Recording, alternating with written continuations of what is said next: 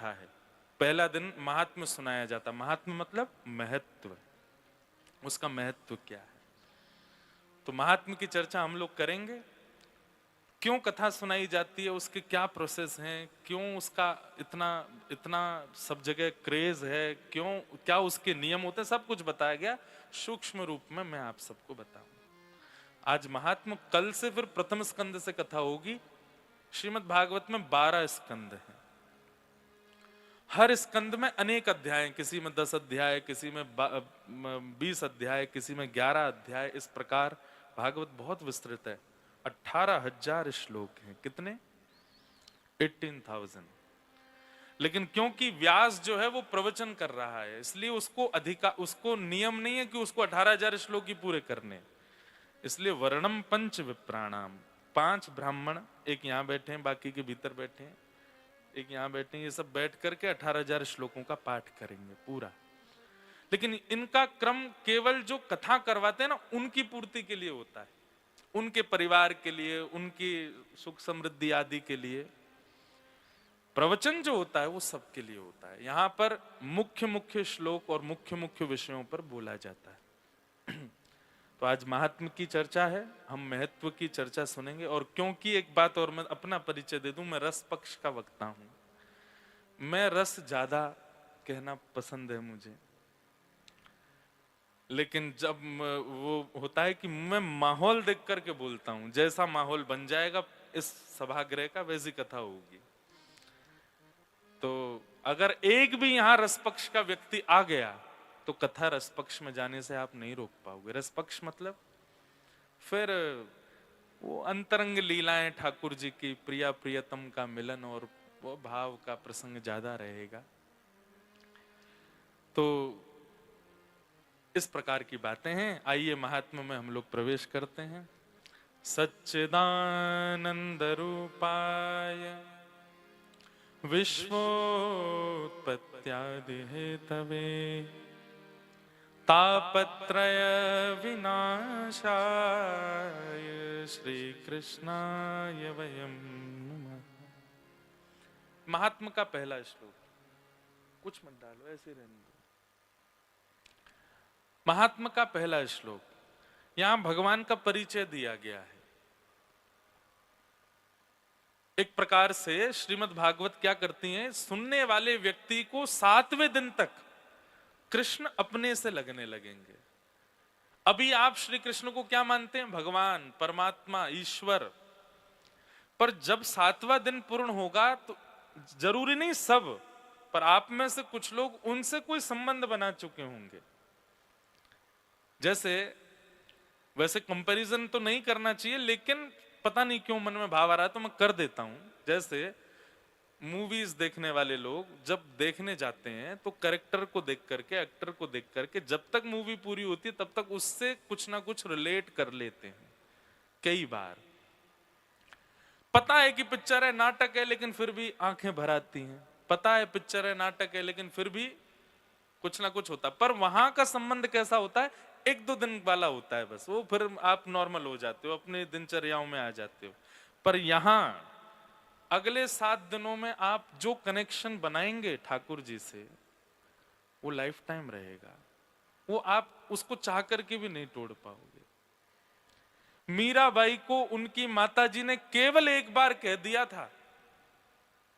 कथा आती है कि मीराबाई छोटी सी थी और एक दिन बहुत जोर जोर से ढोल नगाड़े बज रहे थे। तो मीराबाई ने पूछा माँ से, ये ढोल नगाड़े क्यों बज रहे हैं? बोले किसी की बारात जा रही है। तो माँ, ये बारात क्या होता है? बोले जब कन्या ब्याह लायक हो जाती है तो उसको वरने के लिए पति आता है बारात लेके, घोड़ी पे बैठ के, सेहरा बांध के, नए कपड़े पहन करके, और उसको वरण करके ले जाता है। मीरा कहती है कन्या तो मैं भी हूं, तो मतलब मेरा भी ब्याह होगा? बोले हाँ तेरा होगा, तू बड़ी हो जाएगी तेरा भी ब्याह होगा। अच्छा, तो मुझसे ब्याह कौन करेगा? मेरा पति कौन होगा?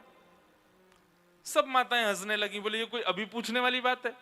कहीं ना कहीं तो होगा, कुछ तो कर रहा होगा, जब हो जाएगा लायक तो आ जाएगा तुझे लेने। मीरा दौड़ करके गई और जाकर के खिड़की से उस बारात को देखने लगी। लोग नाच रहे हैं और एक व्यक्ति दुल्हा बन करके बैठा है, सबके मुखमंडल पर इतनी प्रसन्नता। मीरा सोचने लगी वो कितनी प्रसन्न होगी जिसको ब्याने इतने इतने आनंद के साथ इतने लोग जा रहे हैं, बारात लेके एक दूल्हा जा रहा है। और ज्यादा मन में भाव आने लगा, अब माँ के पीछे रसोई में भी जाए, मुझसे ब्याह कौन करेगा, मेरा पति कौन होगा माँ। छोटी बालिका जान करके माँ बार बार रोक देती है, कभी कहीं चली जाती, कभी हंसी कर देती है, पर मीरा का वो प्रश्न छूटा नहीं। एक दिन माँ बैठी थी कक्ष में, मीरा रोने लगी, मुझसे ब्याह कौन करेगा, आप बताती क्यों नहीं हूं। तब माँ ने मजाक में बोल दिया, वो बैठे ना दूर मुरली मनोहर गोपाल जी, यही ब्याहेंगे तुझसे, यही आएंगे तुझसे ब्याह करने, जा। मीरा ने घूम करके देखा और बस वो पहली दृष्टि में ही मीरा को अपने पति दिखने लगे। उनमें छोटी सी मीरा, जैसे बड़ी घर की जो माताएं हैं वो अपने पति के साथ, पति के सामने कैसा व्यवहार करती हैं उनको देखती है मीरा, और फिर कमरे में जाके वैसा व्यवहार उनसे करती है। मेरी माँ जैसे ही मेरे पिताजी आते हैं तो नीची नजर कर लेती हैं, थोड़ा कम बोलती हैं। प्राचीन भारत की जो परंपराएं रही, आजकल वाला भारत नहीं।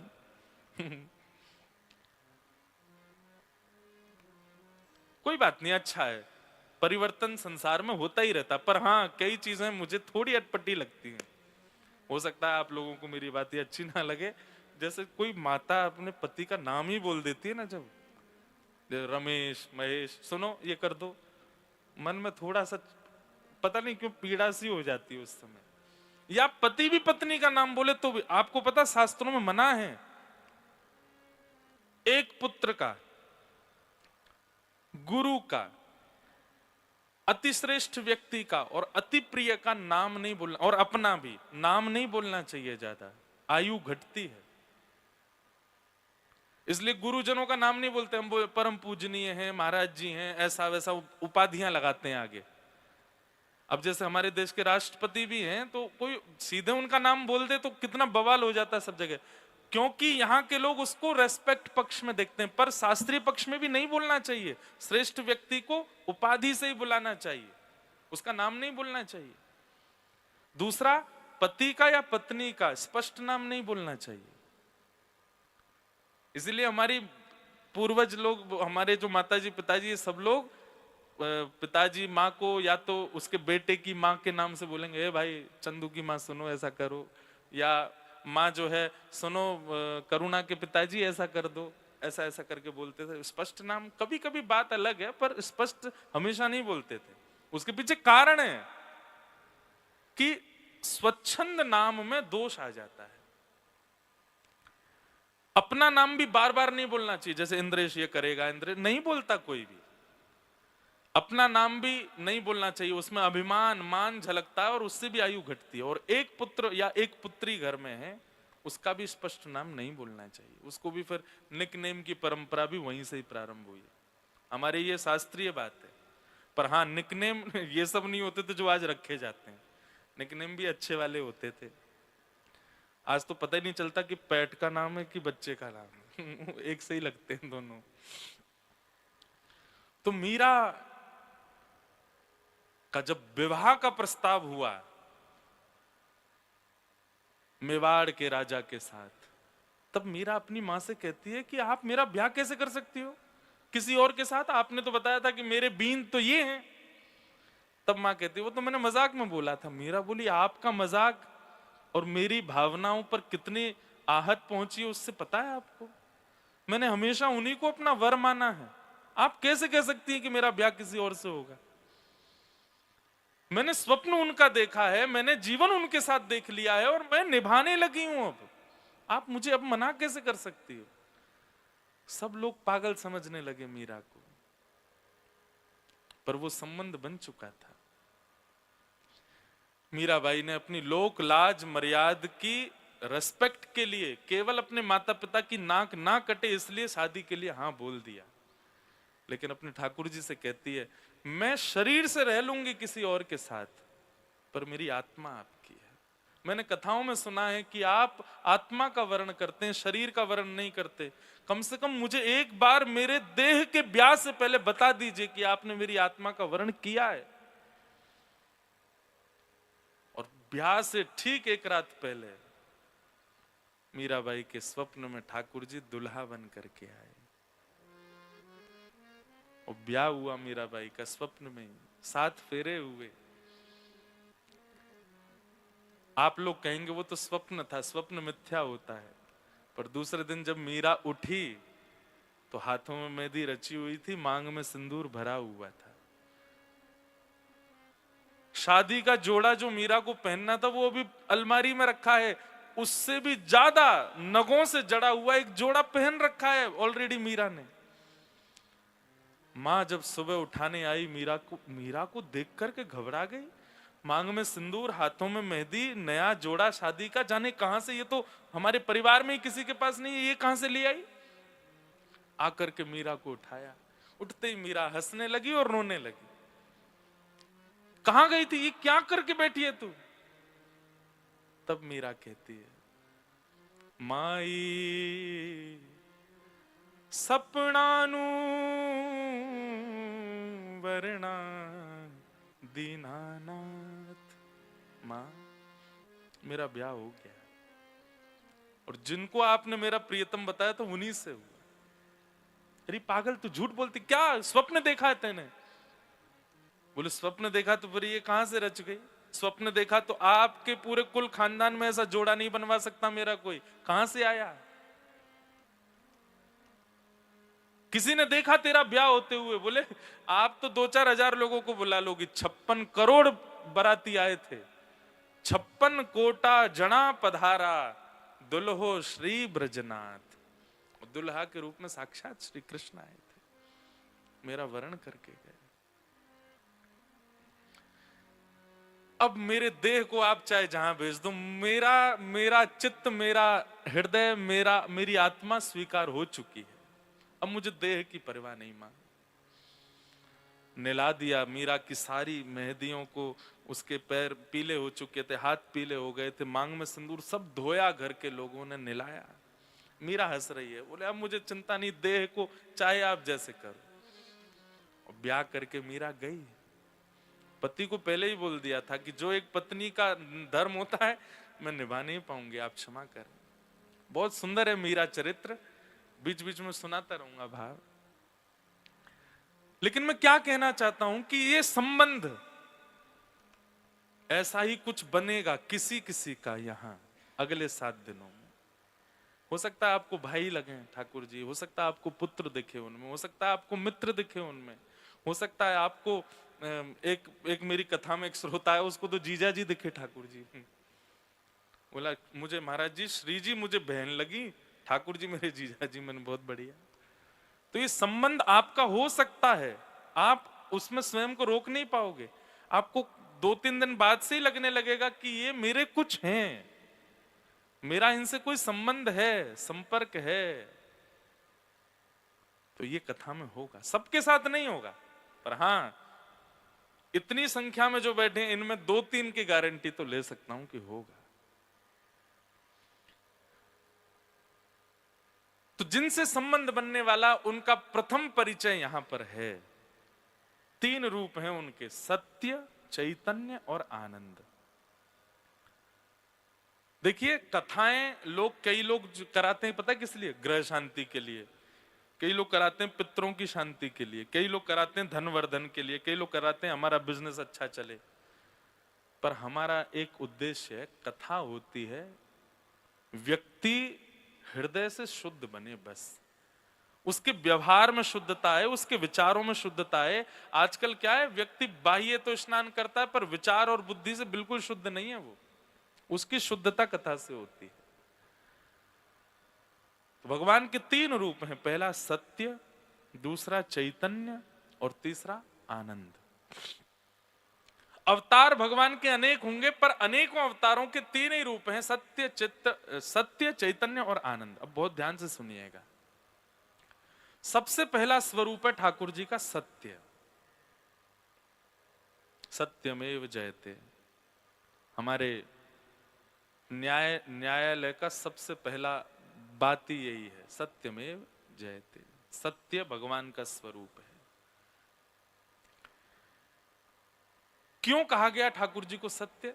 क्योंकि उनके सामने खड़ा होकर के कितना भी असत्य बोलने वाला व्यक्ति हो, वो भले ही मुंह से नहीं बोलेगा, लेकिन ठाकुर जी को सामने देख के मन ही मन बोल देता है कि ठाकुर जी तुम जानत सब अंतर्यामी, आपको सब पता है।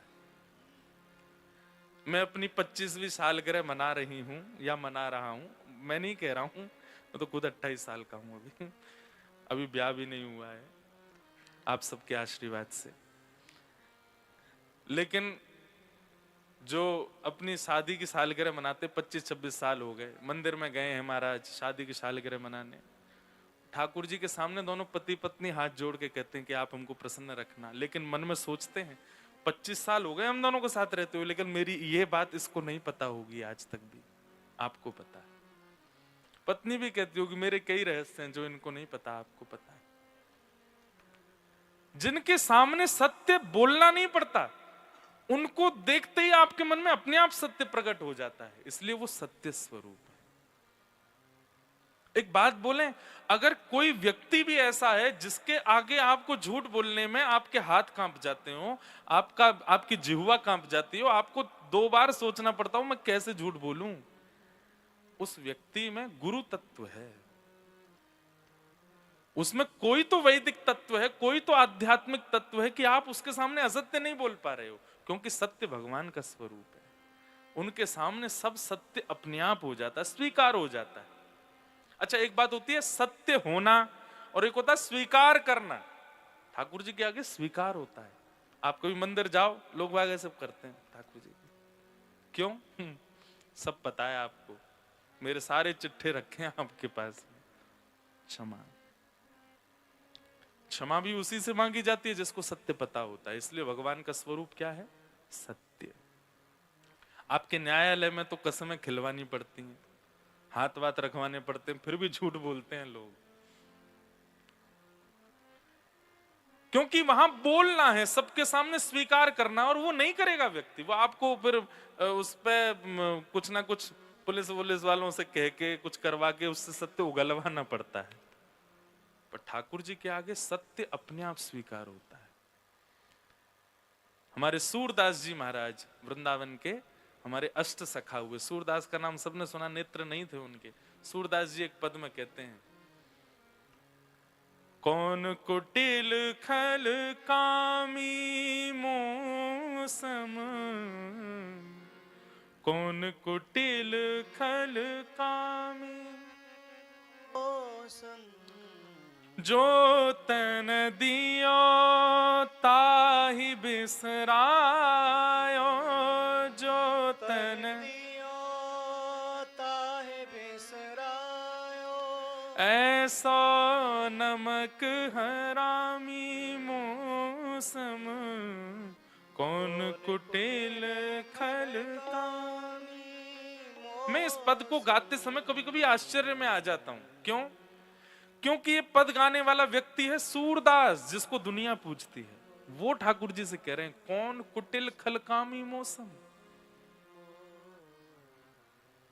सूरदास सामान्य नहीं है, सूरदास के पास नेत्र नहीं है, पर सूरदास की उपस्थिति से जड़ मूर्ति भगवान की हिलने लग जाती थी। वो सूरदास कह रहे हैं कि कौन कुटिल खलकामी मौसम। हम 4 दिन से तिलक क्या लगाने लग गए, हम तो दुनिया के आगे ऐसा दिखाने लग जाते हैं कि हमसे ज्यादा कोई संयमी नहीं, हमसे ज्यादा कोई क्रोधहीन व्यक्ति नहीं, हमसे ज्यादा कोई कामहीन व्यक्ति नहीं, हम में तो कुछ भी दोष नहीं है, हम तो सर्वगुण संपन्न है। 4 दिन में हमारी ऐसी स्थिति हो जाती है। वो सूरदास कह रहे हैं कौन कुटिल खलकामी मौसम। इसका मतलब क्या है? दोष सबके अंदर है, अपराध सबके अंदर है, पर जिसके सामने स्वीकार हो वो परमात्मा है। न्यायालय में भी कस्में इसलिए खिलाई जाती हैं कि भाई जरा भी इसके अंदर अगर आत्मा होगी ना, जरा भी इसके अंदर अगर वो होगा, क्या बोलते हैं उसको, हृदय होगा ना, तो हाथ रखने से पहले, कसम खाने से पहले डरेगा थोड़ा तो, और डर के मारे से सत्य तो बोलेगा। क्योंकि कहीं ना कहीं हमारा भारत राष्ट्र ये जानता है कि भगवान के आगे झूठ नहीं बोलेगा, इसलिए कसम खिलवाते हैं। यहां तो सत्य बोलेगा, इसलिए वो सत्य है। अब कभी अवसर नहीं मिला मुझे कोर्ट में जाके देखने का, कसम खिलवाते ही हैं क्या? खिलवाते हैं। रुका तो मैं सुप्रीम कोर्ट में ही हूं, अब किसी दिन देखूंगा कैसे होता है। पता नहीं देखने को मिलेगा कि नहीं, भगवान करे हमको देखने को मिले ही ना, कभी कोर्ट में जाने का अवसर मिले ही ना। लेकिन बात स्पष्ट होती है कि भगवान सत्य है, उनके सामने सत्य स्वीकार होता है। और अगर कोई असत्य बोलता भी है ना, उसको चिंता हो जाती है रात भर, मैंने झूठ बोल दिया। ठाकुर जी के आगे झूठ बोलते, वो तो सब जानते, उनके सामने झूठ बोल दिया। वो बात अलग है कि कोई इतने ऊंचे लेवल का कैदी हो जाए या दोषी हो जाए, उसको फर्क ही नहीं पड़ता भगवान से, वो तो खा ही जाएगा कसम। पर हाँ, जरा भी उसके अंदर जहन में आत्मा होगी तो घबराएगा। क्यों? क्योंकि भगवान का स्वरूप क्या है? सत्य। दूसरा, ये मैं इसलिए कह रहा हूं, अगर कोई व्यक्ति मंदिर नहीं जाता, अगर कोई व्यक्ति नित्य हवन नहीं करता, अगर कोई व्यक्ति नित्य आराधन नहीं करता, लेकिन सत्य बोलता है, तो एक मंदिर जाने वाले, एक नाम जप, एक हवन आदि करने वाले व्यक्ति के समान उसको पुण्य प्राप्त होता होगा, क्योंकि वो सत्य बोलता है। अच्छा, एक और बात बताएं, सत्य भी कहां बोलना चाहिए, कैसे बोलना चाहिए, कितना बोलना चाहिए, यह भी आध्यात्म सिखाता है। यह भी प्रवचन ही सिखाते हैं। जो व्यक्ति आध्यात्मिक नहीं होता ना, कई लोगों से आप मिले भी होंगे जीवन में, बहुत धनवान हो जाते हैं, बहुत रिच हो जाते हैं, बहुत ज्यादा जीवन में मिल जाता है ना सब कुछ, आध्यात्म से थोड़े कट ऑफ रहते हैं। ऐसे लोगों का स्वभाव कैसा हो जाता है? मुंह पर बोलना, जिसकी जो दोष है तुरंत बोल देना। मेरे हिसाब से ये एक दोष है, ये अच्छा ही नहीं। आपको किसी की कोई बात अच्छी नहीं लगती तो आप ये बोल, ऐसा उसको कवर अप और कर देते हैं, मैं तो जो होता मुंह पे बोल देता हूं, भाई सुनो तुम आज ऐसे ऐसे कर रहे थे। अब आप अपनी तो इमेज ऐसी बना रहे हो कि आप सब सत्य बोलते हो, पर वो सत्य अच्छा नहीं है, क्योंकि आपके सत्य से कितनों का हृदय पीड़ा में चला जाता है। तो सत्य भी कहां बोलना चाहिए, कैसे बोलना चाहिए, कितना बोलना चाहिए, यह भी आध्यात्म सिखाता है। तो भगवान का पहला स्वरूप क्या है? सत्य। दूसरा स्वरूप क्या है? चैतन्य। क्या है? चैतन्य। चैतन्य किसको कहते हैं? चैतन्य का उल्टा क्या होता है? जड़। जैसे ये लोहा, ये क्या है? जड़ है। और मैं कौन हूं? मैं चैतन्य हूं। मुझे सर्दी लग रही है, मुझे गर्मी भी लगती है, मुझे प्यास भी लगती है, भूख भी लगती है, मैं सोता भी हूं, उठता भी हूं। हम सब जड़ नहीं है, मृत्यु के बाद हम जड़ हो जाते हैं, पर जीवित अवस्था में हम सब चैतन्य। ठाकुर जी चैतन्य हैं, जड़ नहीं। मैं कथा में कहा करता हूं कि वो अष्ट धातु के हैं, वो मार्बल के हैं, वो ब्लैक पत्थर के हैं। ये एक चैलेंज है मेरे और आपके आगे। ले बेटा, मैं स्टैचू बन के खड़ा हूं, अगर तेरे में सामर्थ हो तो जैसे मीरा ने, जैसे सूरदास ने, जैसे कबीर दास ने, जैसे तुलसीदास ने, जैसे अनेक अनेक साधकों ने मेरे जड़ में से चैतन्य को प्रकट कर दिया, तू भी कर। ठाकुर जी एक गेम खेल रहे हैं हमारे साथ में। अभी मैं रांची में था, वहां ये भाव आया। एक गेम खेलते थे हम लोग बचपन में, स्टैचू। आज भी पता नहीं बच्चे खेलते हैं कि नहीं। उसमें एक व्यक्ति जो है वो 10 तक गिनती गिनता है, 1 2 3, पीछे सारे बच्चे अलग अलग आकृति बनाते हैं, और फिर 10 गिनती होते ही बोलता है स्टैचू, और फिर जो जैसी अवस्था में होता है वैसे रुक जाता है। अब उसका काम क्या है? इन सबके जड़त्व को तुम चैतन्य बनाओ। किसी का भी हाथ हिला, कि कोई भी हंस गया, किसी की आंख ब्लिंक हो गई, तो वो गेम से आउट हो जाता है। भारत में जितने भी ठाकुर जी ना, ये सब हमारे साथ गेम खेल रहे हैं, सब जड़ बन के खड़े हैं।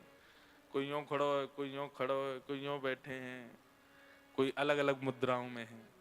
और मुझे और आप सब लोगों को चैलेंज किया गया है कि तुम बेटा हमारे स्टैचू को हटा के दिखाओ। है तो वो चैतन्य, वो साक्षात चैतन्य मेरी तरह ही है, पर वो हमारी एबिलिटी चेक कर रहे हैं कि तुम मुझे हंसा पाओगे कि नहीं, तुम मुझे बिठा पाओगे कि नहीं, तुम मुझे नचा पाओगे कि नहीं, तुम मुझे उठा पाओगे कि नहीं। कई लोगों को इससे फर्क ही नहीं है, उनको तो स्टैचू ही लगते हैं, स्टैचू ही बने रहो, हाथ जोड़े प्रणाम करे चलते बने। लेकिन कई लोगों को लगता है कि ऐसे क्यों है।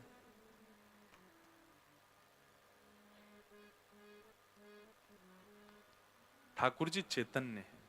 आज के बाद किसी भी मंदिर में जाइए, कभी भी ये मत कहिएगा ये कौन सा पत्थर है, या ये कौन सा धातु है, या ये कौन सा स्टोन है। नहीं, आप ये समझ जाइएगा मेरी बात याद करके कि भाई ये गेम चल रहा है और स्टैचू खड़ा है, मुझे इनको हंसाना है, मुझे उनको उठाना है, और उसके लिए मेरे अंदर स्किल्स होनी चाहिए उनको उस स्थिति में ले जाने की, और वो स्किल्स यहीं सिखाई जाएंगी, यहां बताई जाएंगी।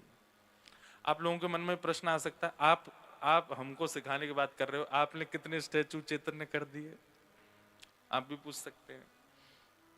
ये बताने की बात नहीं है, पर जहां भी दर्शन करने जाते हैं ठाकुर जी के, अनुभव होता है कि जड़ नहीं है।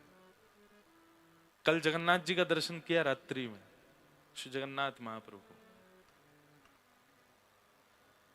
जैसे दर्शन करने के लिए जाते हैं तो मानो ऐसा लगा कि ठाकुर जी मानो बड़े प्रसन्न हो गए हों। और किस लिए प्रसन्न हो गए, वो मेरे गांव ते कोई आयो, वृंदावन ते आयो, देखो उड़ीसा पुरी आयो, केवल इतना भाव आ गया चित्त में। ये चैतन्यता नहीं है कि उनको देख करके आपको ऐसा लगने लग जाए। अच्छा, फिर क्या हुआ, मंदिर के सारे पुजारियों ने व्यवस्था करी, भोजन की, प्रसाद की, वहीं मंदिर में ही महाप्रसाद की। तब उसके प्रति क्या भाव आया, ये नहीं कि मैं एक कथा वक्ता हूं, ये सब मेरी कथा सुनते हैं इसलिए मुझे प्रसाद पवा रहे हैं। मैंने कहा ये ऐसा लग रहा है जैसे गांव का कोई व्यक्ति आता है तो घर के सारे लोग लग जाते हैं इसको खिलाओ पिलाओ। तो ये सारे अनुभव चैतन्य से कम है, ये चैतन्य है। तो भगवान का दूसरा रूप क्या है, चैतन्य। और ठाकुर जी का तीसरा रूप क्या है, आनंद। आप लोग कथा सुन रहे हैं और पिछले 1 घंटे से कथा चल रही है। इस समय जिस स्थिति में आप हो, जैसे आपके नेत्र हो रहे हैं, जैसे कान हो रहे हैं, जिस प्रकार की अभी चीजों का अनुभव कर रहे हो, आप एक बार को यह भी भूल जा रहे हो कि आप दिल्ली में हो, आप यह भी भूल जा रहे हो कि बगल में कोई मेरा अपना बैठा है, यह भी भूल जा रहे हो कि ये क्या एक अलग सा अनुभव हो रहा है। यह अनुभव सुख नहीं है, यह आनंद है, और यही श्री कृष्ण है। इस समय जिस स्थिति का आप अनुभव कर रहे हो और हर दिन ये स्थिति बढ़ती जाएगी, यही आनंद है।